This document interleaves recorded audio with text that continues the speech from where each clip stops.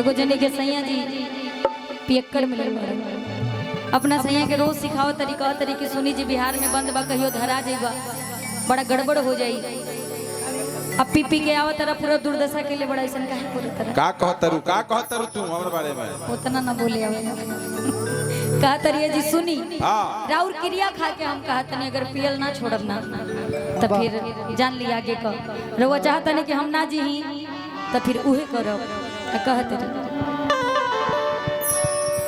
अरे रउरे क्रिया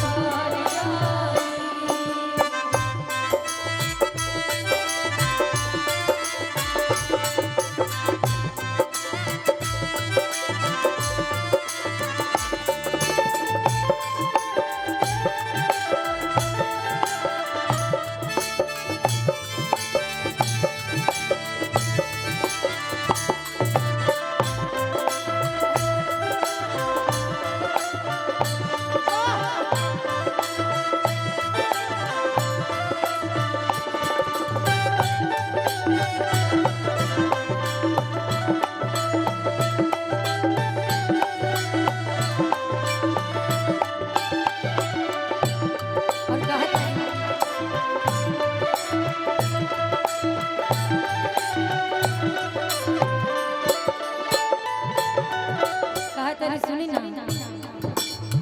डूबे मरी जाए फांसी लगाए काने काने आके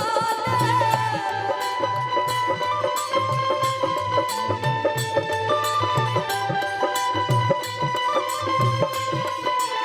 कहा तरी तेरा जैसे काट मर जाए फांसी लगाए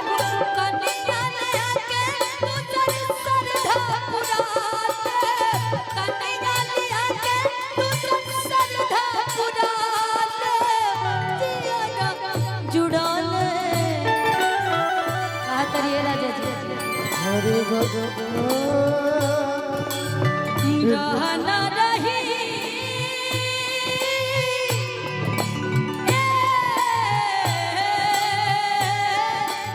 सैया जी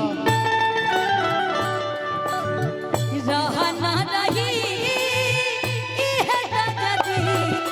डाल के गिरा हजार जाए पियल ना छोड़वा कुछ कर